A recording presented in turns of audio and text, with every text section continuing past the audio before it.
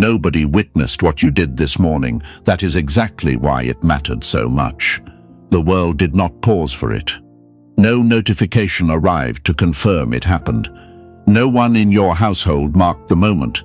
You were not on a stage, not performing for an audience, not producing anything that a single person around you would be able to point to and call significant. You simply came, honestly, imperfectly, without rehearsal, and brought your actual self before God. And heaven stopped to receive it. This is the reality that most people walk past without ever grasping. Sincerity, offered in the secret place, is not a small thing. It is not a warm-up to the real spiritual work. It is the real spiritual work. The prayer that no one photographed, the surrender that cost you something to mean, the moment you stopped managing your words and simply told the truth to God. That is not ordinary devotion. That is a seismic event in the unseen. You did not just go through a routine this morning. You proved something. You proved it not to a crowd, not to the people in your life who have been waiting to see whether your faith is genuine, and not even primarily to yourself. You proved it to heaven, and heaven does not forget what it witnesses. What you brought to God today. The weight of it, the honesty of it, the willingness to come without pretense when coming with pretense would have been far easier. That is the exact posture that moves the throne. Not polished speech, not religious performance, not the carefully constructed version of yourself you sometimes carry into prayer because you are not sure the real version is acceptable. The real version, undone, unguarded, and genuine, that is what God has been waiting for. That is what heaven responded to this morning. The earth may look the same. Your circumstances may not have visibly shifted yet, but in the realm where the actual decisions of your life are being made, something moved. Because the prayer that comes from an open heart does not return empty. It rises, it reaches, and it activates things your eyes have not yet been given permission to see. This is not encouragement. This is a report from heaven about what your morning actually was. 1. Heaven stored your words like treasure. Before you said a single word this morning, you were already being heard. Think about what that means for a moment. Not heard in the way a distracted listener catches enough of a conversation to respond adequately, but heard with the full, undivided, unhurried attention of the God who holds every detail of your life and has never once needed reminding of your name. When you opened your mouth, or when the words would not form, and you offered only a groan, or when you sat in a silence too full of feeling to translate into language, every particle of that was received. There is a person who prays at 6:12 in the morning before anyone else in the house stirs. No lights except the one above the kitchen table. Both hands wrapped around something warm. What comes out is not eloquent. It is the unedited accumulation of everything that week has required them to carry. They are not performing. There is no one to perform for.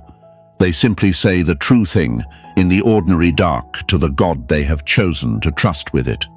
That prayer, that specific, unglamorous, unwitnessed act of honesty, is the kind that Revelation 5 verse 8 describes as collected in golden bowls before the throne. The 4 living creatures and the 24 elders fell down before the Lamb. Each one had a harp, and they were holding golden bowls full of incense, which are the prayers of God's people. Golden bowls, not discarded words, not sounds that dissolved into the atmosphere once spoken. Prayers gathered, held, treasured in the courts of the Almighty, which means your words this morning did not drift away unnoticed. They were caught, stored, treated as something valuable enough to keep. Psalm 56 verse 8 extends this with an intimacy that should stop you entirely. You have kept count of my tossings. Put my tears in your bottle. Are they not in your book? Every restless night, every tear that came in prayer and felt too private to mention to anyone. Every groan that the body released before the mind could shape it into language. Collected, recorded, held in the keeping of a God for whom none of it was too small to track and none of it too broken to receive. Romans 8 verse 26 reaches into the moments when the words simply would not come. The Spirit helps us in our weakness. We do not know what we ought to pray for, but the Spirit Himself intercedes for us through wordless groans. Which means that even when you thought you were stumbling through prayer this morning, when the sentences felt incomplete and the requests felt inadequate, you were not stumbling alone. The Spirit was completing what your words could not. What reached heaven was not the fumbling version you heard from the inside. It was the perfected intercession of the Spirit translating your honesty into language the throne fully understood. This is what Hannah discovered when she brought the unspeakable to God in 1 Samuel, her lips moving, her voice gone, her pain too deep for sound. Eli the priest saw her and assumed the worst, but God heard what Eli could not detect, because God does not listen through external observation. He listens through direct access to the interior. What looked like weakness from the outside was registering as worship from above. Her prayer that day became the hinge on which the history of an entire nation quietly turned. Not because it was polished, but because it was true. You did not pray small this morning. You prayed legacy. God honors hunger, not eloquence, sincerity, not sophistication, and what was offered in that private space has been secured in the one archive that does not get corrupted, deleted, or subject to revision by the passage of time. Heaven stored it, because heaven knew its worth. 2. You moved God's heart, not just His hand. There is a moment that sometimes arrives partway through prayer, unexpected, unforced, when the list you brought stops mattering as much as it did when you arrived. The petition you came to make becomes secondary to something else happening in the interior. The asking quietes. What remains is simply presence, yours and His, occupying the same space without agenda. Nothing has changed in the visible world, but something in you has shifted into a register you cannot quite name, and the weight you carried through the door feels different than it did a few minutes ago. That is not distraction, that is encounter, and it is what God was after more than the answer to any specific request. There is a dimension of prayer that transcends transaction, where the soul stops negotiating and begins communing, where desperation ceases to be the engine and devotion takes its place. In that dimension, prayer stops being a method for extracting outcomes and becomes what it was always designed to be: nearness. Proximity to the Father who made you and who finds you more interesting, more worth attending to, more genuinely beloved than you have yet allowed yourself to believe. Psalm 34 verse 18 locates God with a geographical precision that has never been metaphorical. The Lord is close to the brokenhearted and saves those who are crushed in spirit. Close. Not observing from a safe distance, not leaning in from the edge of the room. Close. The kind of closeness that is possible only between two things that have removed everything that was creating distance between them. You removed the pretense this morning. You came without the version of yourself you sometimes wear into prayer when you are not sure the real one will be welcome. And what filled that space was exactly what Psalm 34 promised. Not a general divine awareness, but specific personal nearness. John 11 verse 35 is the shortest verse in Scripture and carries more theological weight per word than almost any passage twice its length. Jesus wept. The Son of God, before whom every spiritual authority bows, standing outside a tomb that held someone he loved and weeping. Not because he was powerless. Lazarus would be walking out of that tomb within minutes. He wept because he was present. Because love for God does not first manage situations, it first feels them. He stood in the grief of Mary and Martha and let it reach him before he reached for the miracle. That is the God who met you in prayer this morning, not a divine administrator processing your requests with efficiency, but a Father who felt what you were carrying before he moved toward changing it. Jeremiah 29 verses 12 to 13 makes the connection between wholehearted seeking and genuine finding impossible to argue with. Then you will call on me, and come and pray to me, and I will listen to you. You will seek me and find me when you seek me with all your heart. The finding is guaranteed, but it is connected not to the correctness of your theology or the length of your prayer, but to the wholeness of the heart you bring. All of it, the afraid parts and the doubting parts and the parts you would rather not present because they reflect poorly on your spiritual progress. All of it, brought without editing. That is what moves him, not the performance of faith, but the reality of it.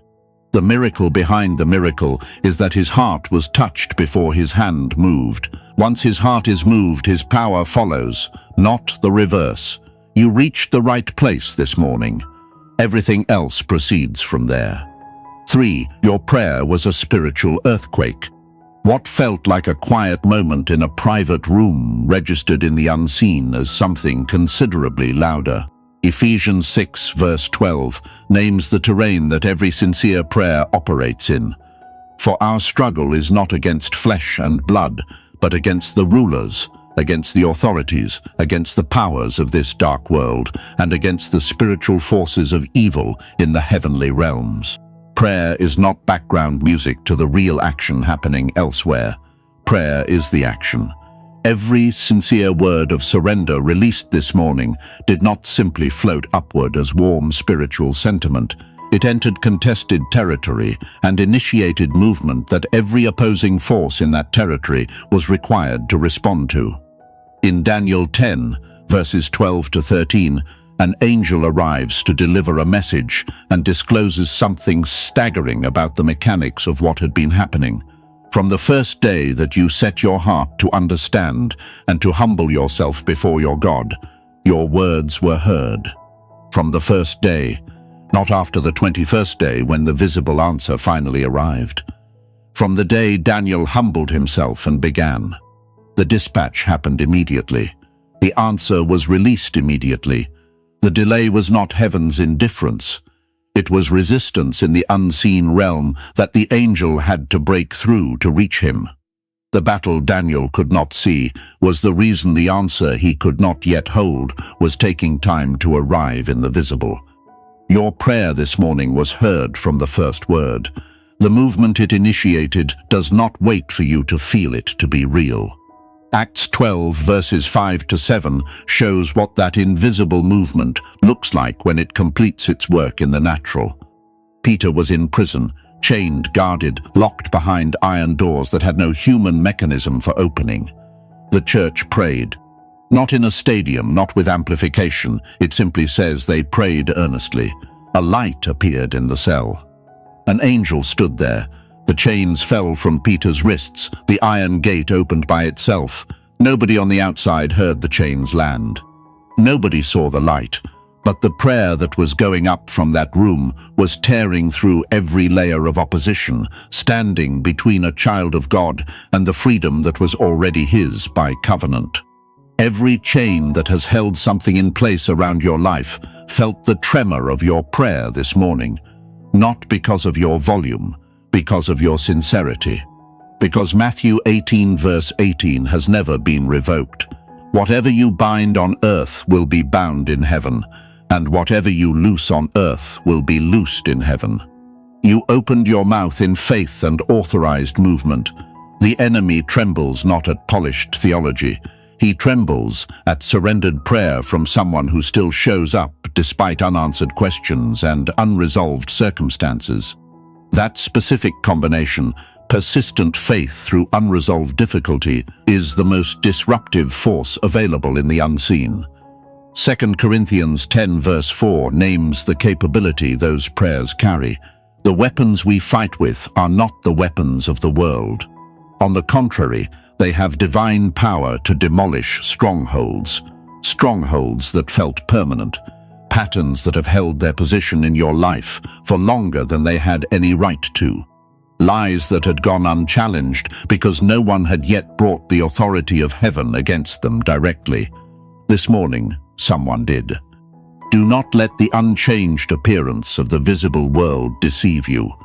The most significant earthquakes begin underground, far below any surface that can be observed long before anything above ground registers the movement.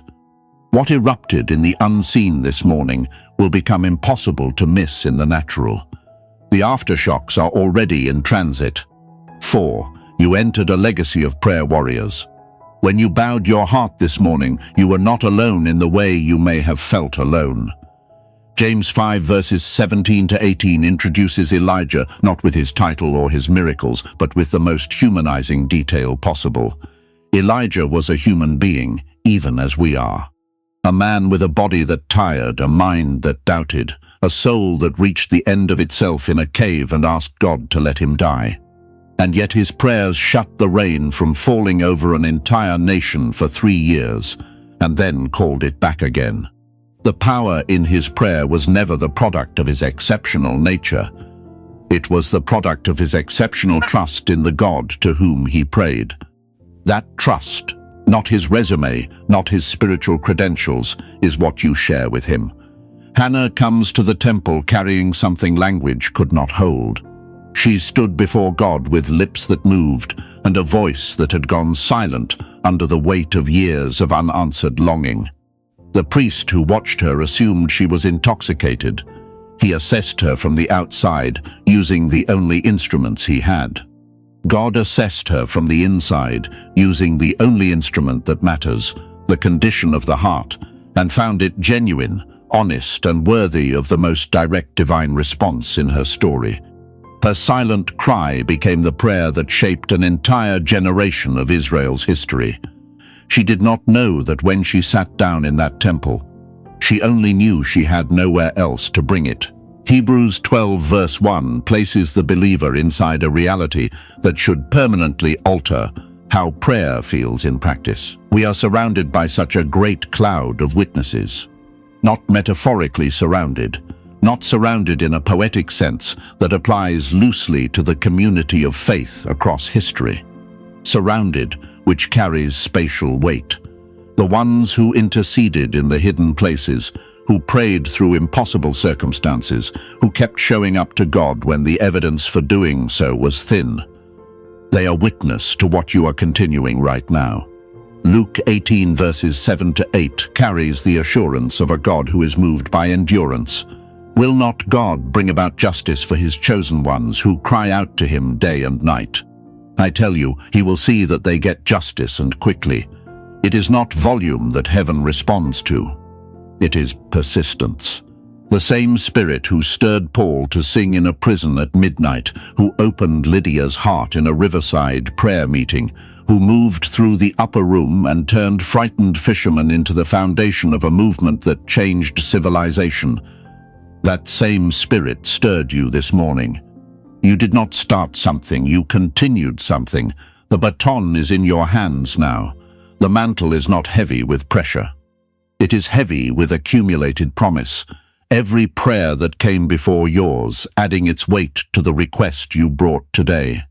Your whisper this morning joined a sound that has been rising for centuries. Heaven heard it as part of something much larger than a single morning. You became an echo of eternity without knowing it. 5. Waiting is not wasted, it is working.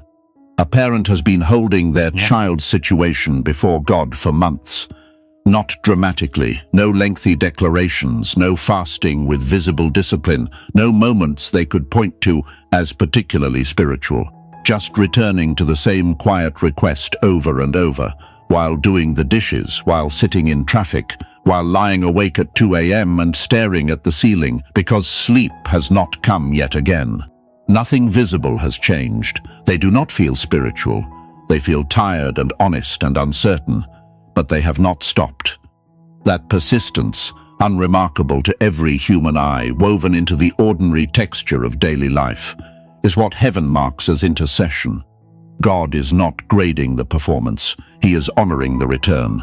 Habakkuk 2 verse 3 carries the word that was written for exactly this kind of persistent, unrewarded faithfulness.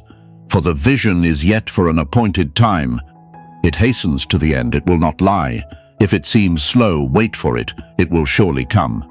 It will not delay. The vision has not been cancelled. The promise has not been revised. The appointed time has not been removed from the calendar. The delay is not evidence of divine indifference. It is evidence of divine precision. God is not late. He is building toward a moment that requires the specific depth of preparation that only this season can produce. The most formative work God does in a person happens underground, out of sight, in the seasons that produce no visible return and receive no external validation. A tree does not develop a root system in favorable conditions.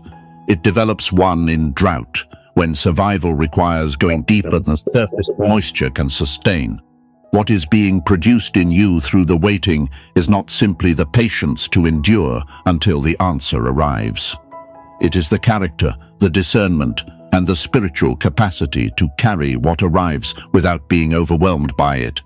Psalm 27 verse 14 does not offer waiting as a consolation prize.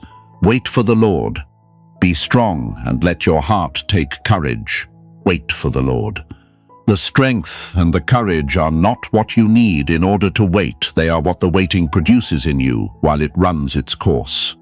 Romans 8 verse 25 names the specific quality of the posture that waiting requires and develops. But if we hope for what we do not yet have, we wait for it patiently. Patient waiting of this kind is not passivity. It is not the absence of feeling or the suppression of longing. It is the active, deliberate choice to trust the character of God over the evidence of present circumstances, which is one of the highest forms of spiritual maturity available to a human being. Every day of that choice, quietly made, is depositing something into you that no accelerated timeline could have produced. Heaven is not idle while you wait. The answer is not suspended. It is being prepared to arrive complete, not piecemeal, not approximately right, not partially fulfilling what was promised, but full, specific, and calibrated to the exact person you have become through every day of faithful return. The longer the formation, the more precisely what is coming will fit the one it is coming to. 6. You are now an atmosphere shifter. Something has changed about the space around you, and you may not have named it yet. Prayer does not only alter the person who prays, it alters the environment the person inhabits. The room where honest surrender was offered this morning is not the same room it was before you entered it. The air carries something different now. Not sentiment, not metaphor, but the genuine, spiritually tangible consequence of a space that hosted the presence of God because someone invited him there without pretense. Matthew 5 verses 14 to 16 does not present light as something the believer should aspire to generate. It describes what the believer already is. You are the light of the world. Light does not negotiate with darkness before entering. It does not hold a discussion about whether its presence is welcome or wait for confirmation that the conditions are right. It simply occupies space, and occupation changes everything about that space instantly. When Jesus describes the believer as light, he is identifying the operational function of a spirit-filled life in a spiritually darkened environment. You are not trying to become an atmosphere carrier, you already are one. This morning's prayer activated what was always present. Weeks after a person has established a consistent rhythm of early morning prayer, nothing dramatic, just returning to the same honest place day after day, someone who has known them for years says something simple. Something is different about you lately. They cannot specify what. The person hearing it almost cannot either, but both of them register that it is true. That difference did not arrive through a single peak encounter.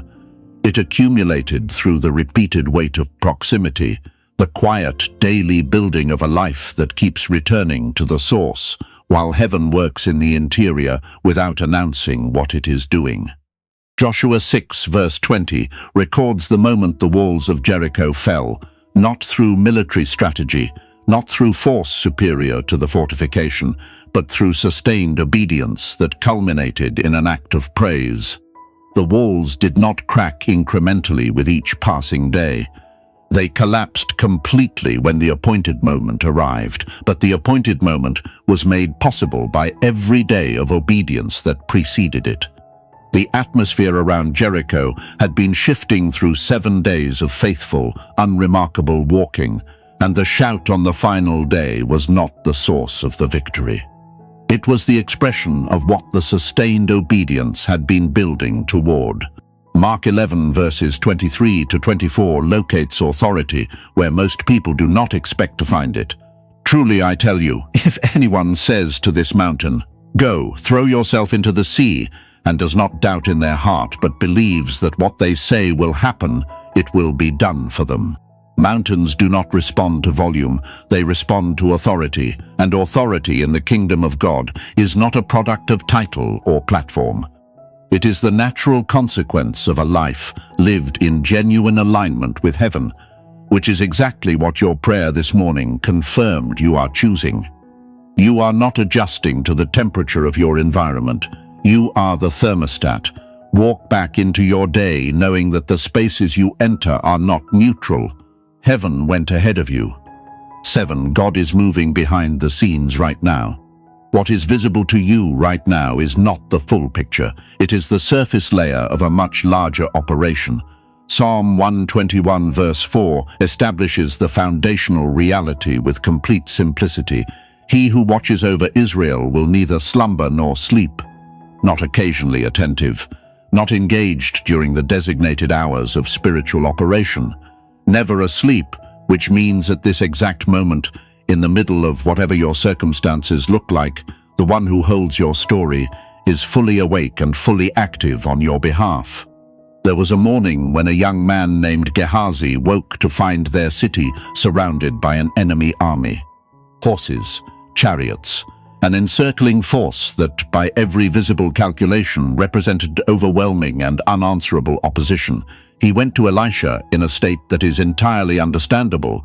The situation looked like it had only one possible conclusion.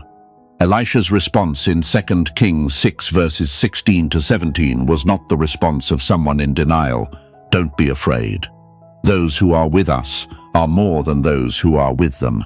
And then he prayed, not for deliverance, but for vision. Open his eyes, Lord, so that he may see. When Gehazi's eyes were opened, the hills surrounding the city were covered with horses and chariots of fire. The protection had been there the entire night. The army of God had been in position before the enemy arrived. Gehazi's fear was based on accurate observation of what was visible, and it was completely misleading because the visible was only a fraction of what was present. What is surrounding your situation right now is not visible to you yet.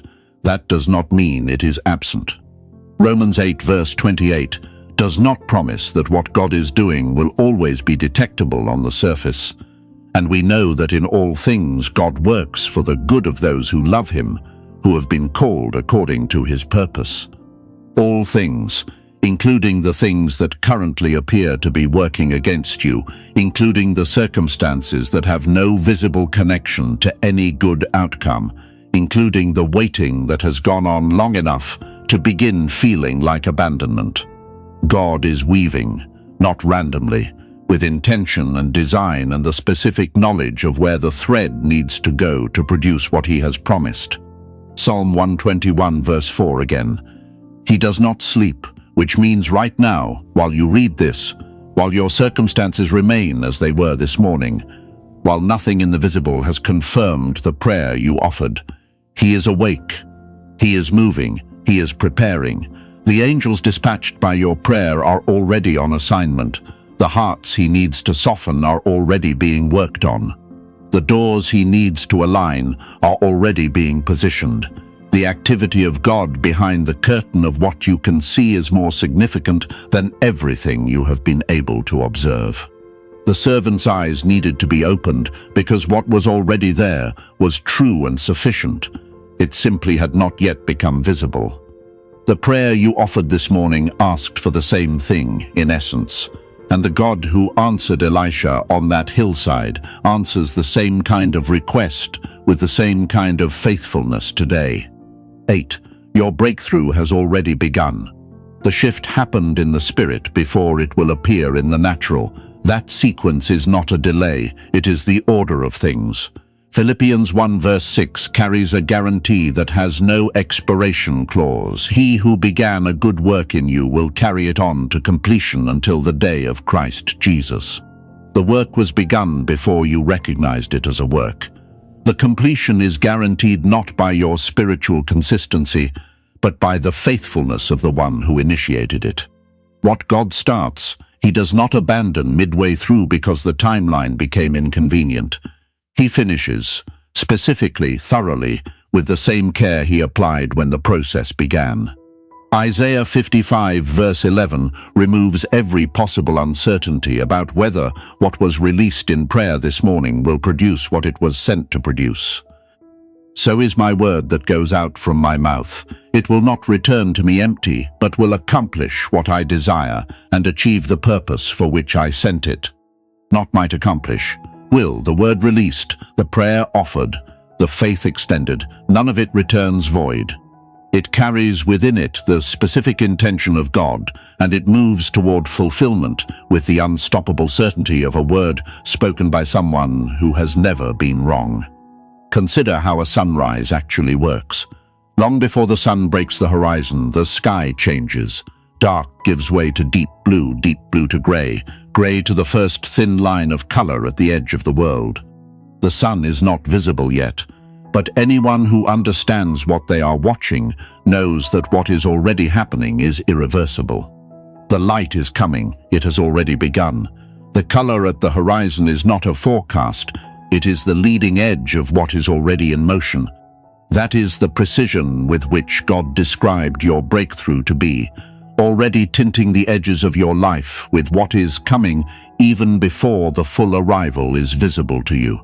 2 Corinthians 2 verse 14 reframes the entire posture from which the believer engages what is coming. But thanks be to God, who always leads us as captives in Christ's triumphal procession. Always leads in triumph, which means the direction of travel for a life surrendered to God has already been determined, and it is not toward defeat.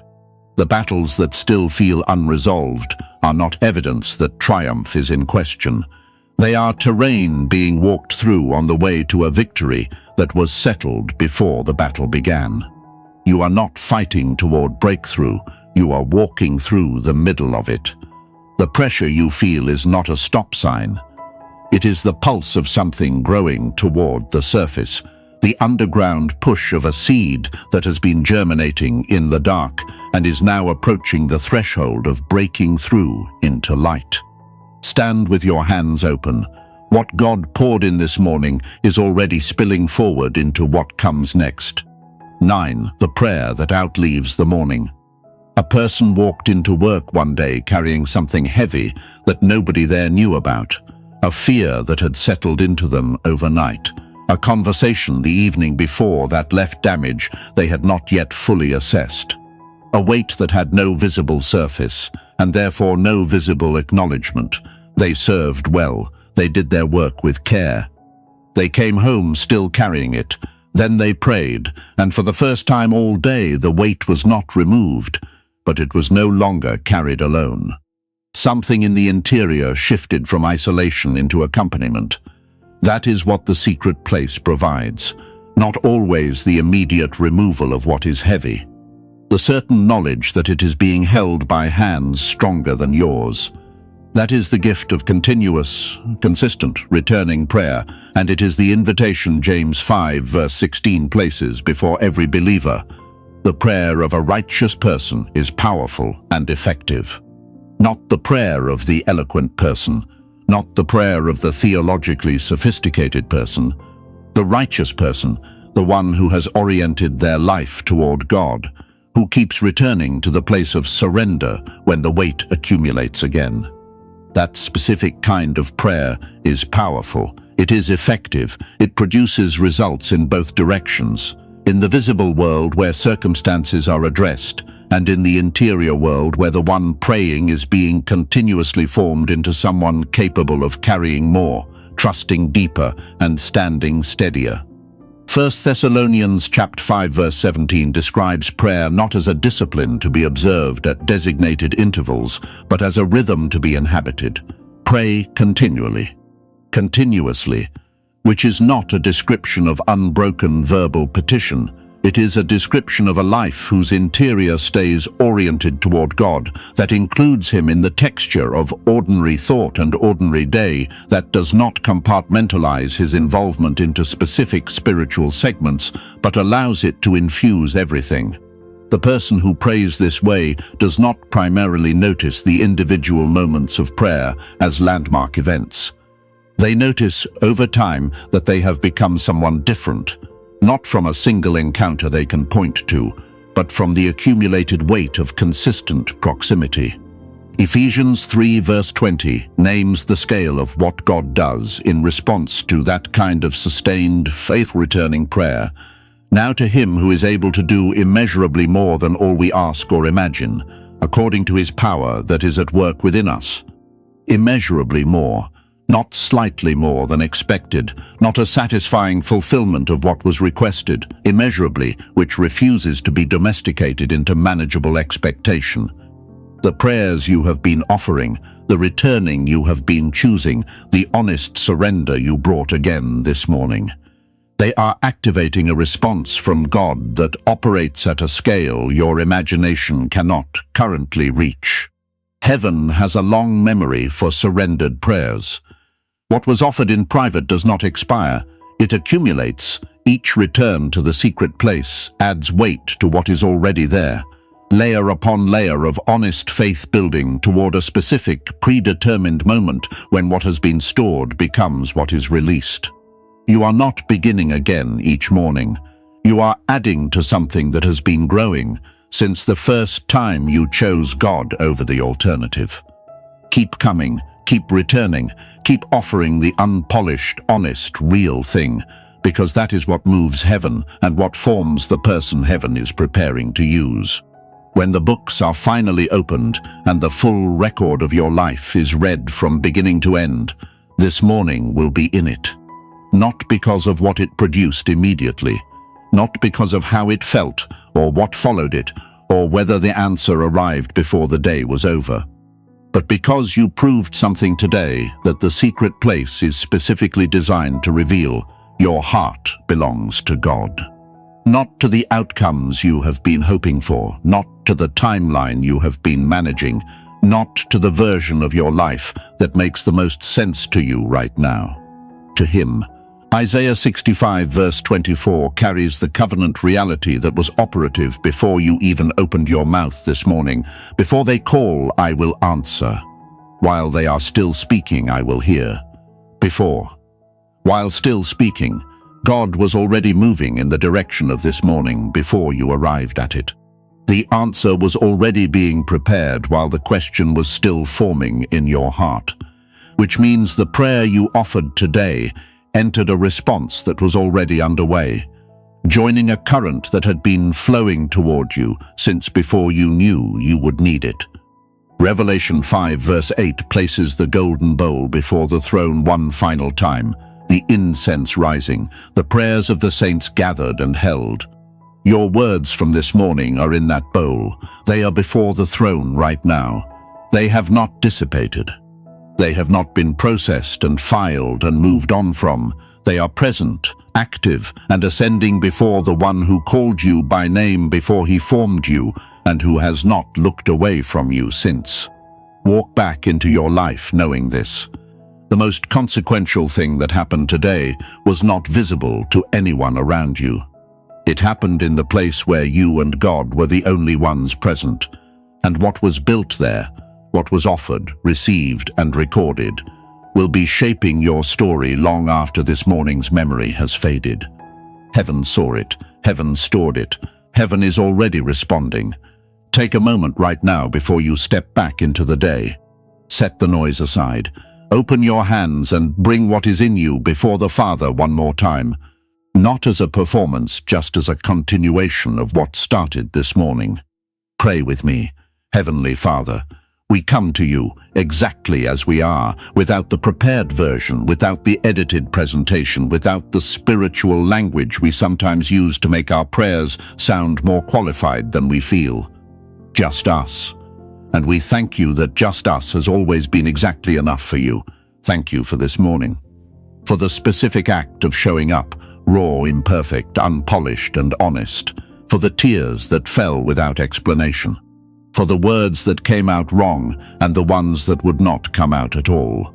Thank you for receiving all of it, for storing all of it, for treating it as something worth keeping in golden bowls before your throne. We did not know we were doing something that's significant. We were just doing the only thing we could do, coming to you. Forgive us for the times we doubted that private prayer mattered, for the mornings we talked ourselves out of returning because nothing visible had changed the last time, for measuring your faithfulness by the speed of visible response rather than by the certainty of your character. You were working when we could not trace your hand. You were moving when silence was all we could detect. We believe that now with more conviction than we did yesterday. We receive what was activated this morning. The chains that rattled in the unseen, let them fall. The doors that shifted in the spirit, let them open. The healing you began in the interior, where no one could observe it, let it continue its work until what was broken is not merely repaired but made genuinely new. We do not need to understand the process. We trust the one conducting it. Sustain us in the waiting. When the visible has not yet caught up with what the Spirit already knows is true, give us the courage to keep returning to this place rather than retreating into the noise that offers the illusion of progress. Let our patience be prophetic. Let our persistence honor you. Let the rhythm of consistent return become the architecture of a life that reflects your faithfulness rather than our anxiety. Cover every person praying with us now, their households, their children, the situations they carried into this morning that no one else knows about. Let your angels remain on assignment. Let the strategies being assembled in the unseen complete their work at exactly the appointed moment. Let what was stored in the secret place become public testimony in the fullness of time. And receive everything, the mourning, the surrender, the returning, the trust held through the unanswered seasons, as worship. Not because we performed it well, because you are worthy of it entirely. In the name of Jesus Christ, who lives and intercedes at the right hand of the Father. Amen. If this message confirmed something your spirit already knew but needed to hear out loud, take one moment to like this video, subscribe to this channel, and send it to someone who needs to know their hidden prayers have not gone unnoticed. Your act of sharing today may be the word that gives someone the courage to keep coming back tomorrow. May every prayer you bring before God carry the full weight of what sincere surrender releases. May heaven's response to what you offered this morning arrive in your life with a clarity that leaves no room for doubt about who was listening.